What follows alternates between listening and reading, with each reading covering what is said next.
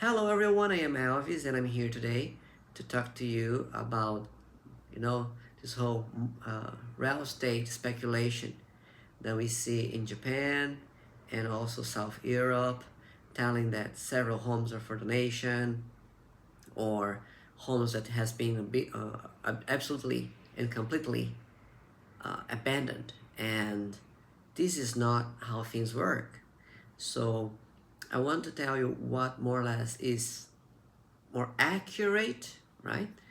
And give you some tips if you plan on doing such moves.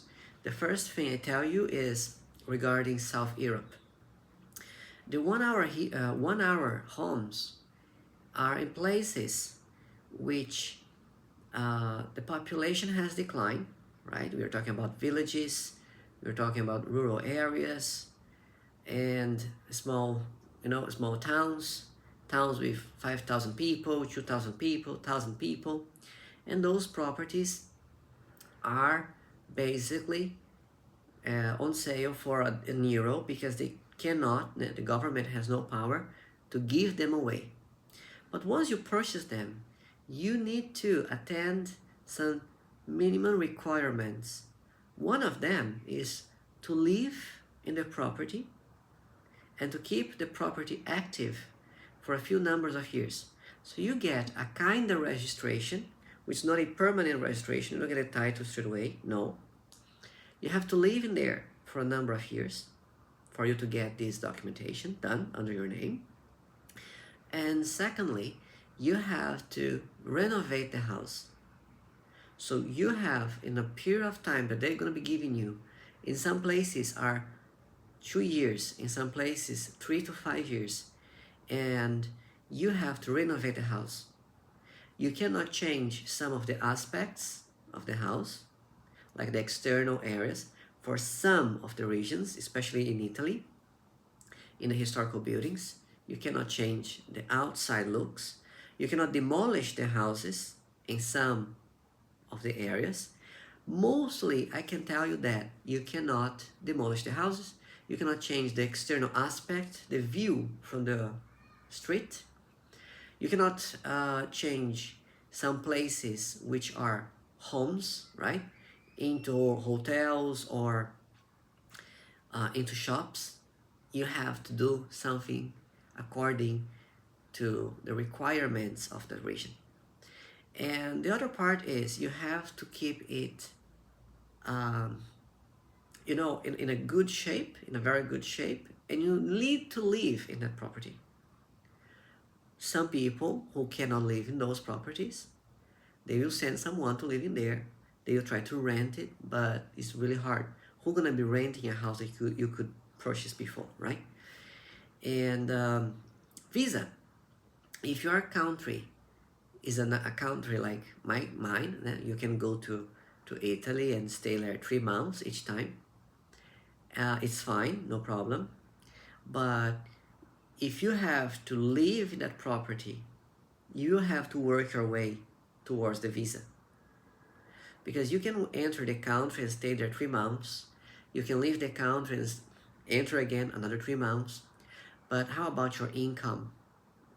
Right? How about your wages? How about your money? Do you have enough money to do that? If you have, nice. But you have to remember that the country is not going to let you enter like 2 years in a row waiving visa free. So they're gonna start to, hey, why are you coming so often? Why are you spending here 3 months and then you leave for like a week or two, a month, and then you come back another 3 months? What you doing in the country? Are you working legally? What are you doing here? So this is something to be concerned.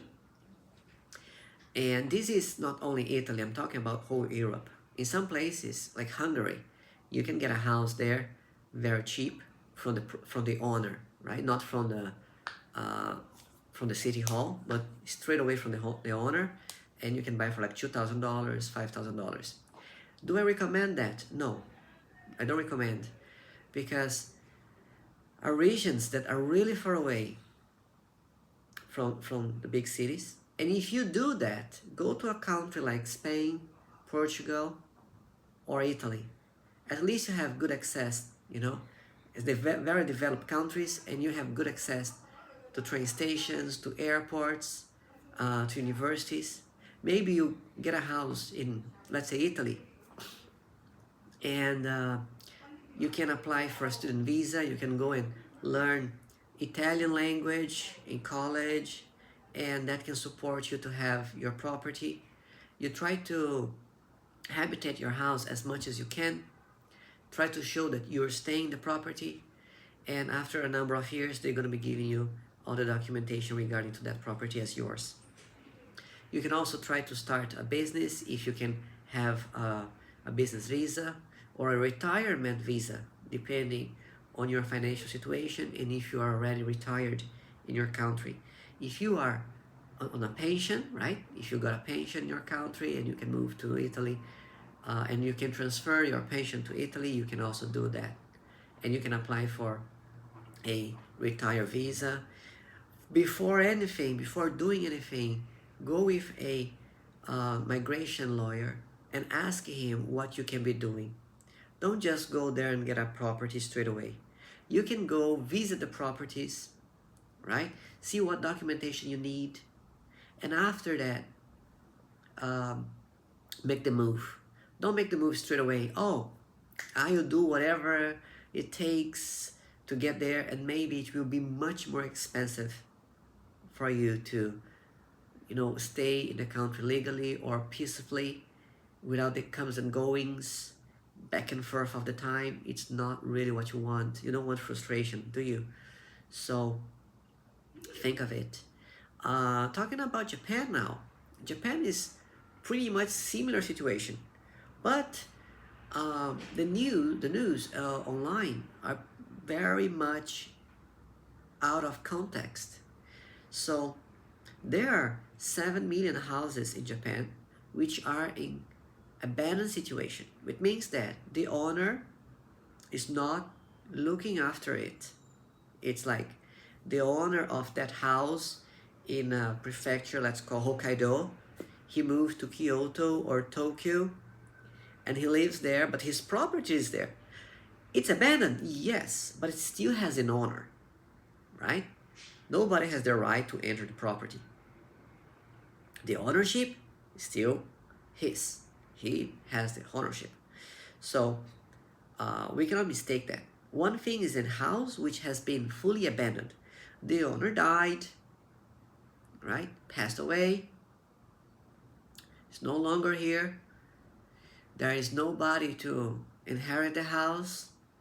And people may think that they can get that property through the government if it's registered in the Akiya House Bank. If it's registered in the Akiya House Bank, you can apply for that property. However, you have to consider a big fact. The fact is, if you are not working in Japan, if you don't have a job in Japan, you're not legal in the country, let's say you do not live in Japan, maybe you have been there for a holiday once, twice, whatever, how many times you've been there for a holiday. You don't have a residence permit in Japan. You don't study there, you don't work in there, you don't live in there, you're not married to one Japanese.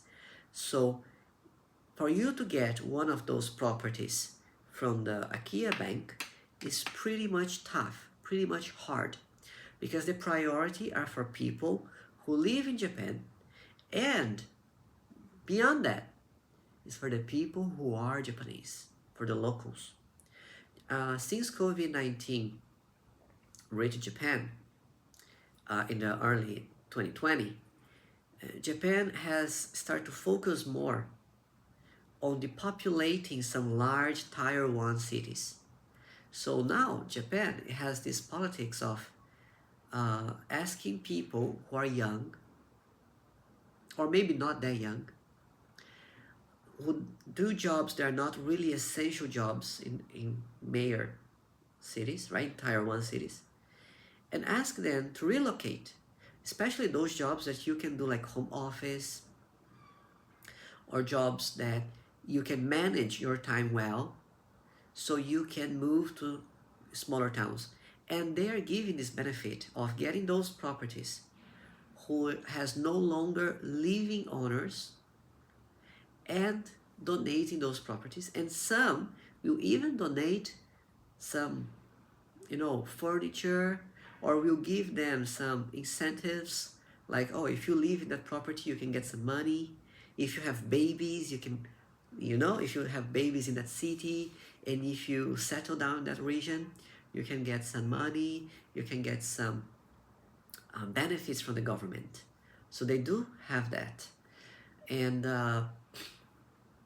in terms of houses which are abandoned or in the condition of abandoned because the owner left that house behind, that are easier to purchase, because that is one-to-one negotiation, right? I sold my house to you, you go and get the house registered. So don't have the government to make this bridge for you, right? So you don't have to go over the bridge. In this situation, you go with a broker, and the broker will show you which properties at what prices. You can find houses at $5,000, $2,000. Some will be very symbolic, like $100.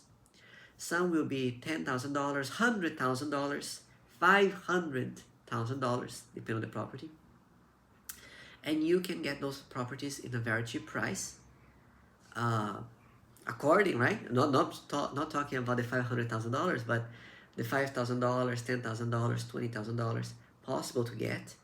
And it's supposed to be a nice property, not that bad at all. And of course, you have to make some repairs on the house. You have to do stuff in the house, of course. Even if the house is in very good condition, we still want to make the place look more like our home and make it more suitable for what life conditions we want to have, right? We try to make it close to what we like. And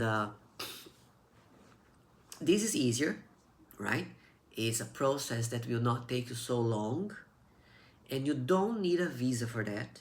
In most of the regions, to register your property, you will not need a visa for that. If you want to go through a donation house in Japan, from the Akiya Bank Japan, from the government, you need to know that in most of the prefectures, I can say 80% of the prefectures, will require you to be living in Japan for a minimum period of time.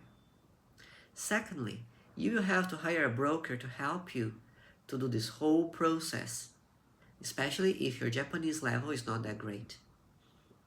Like me, my Japanese is not. I can speak Chinese, Portuguese, broken Spanish, and English.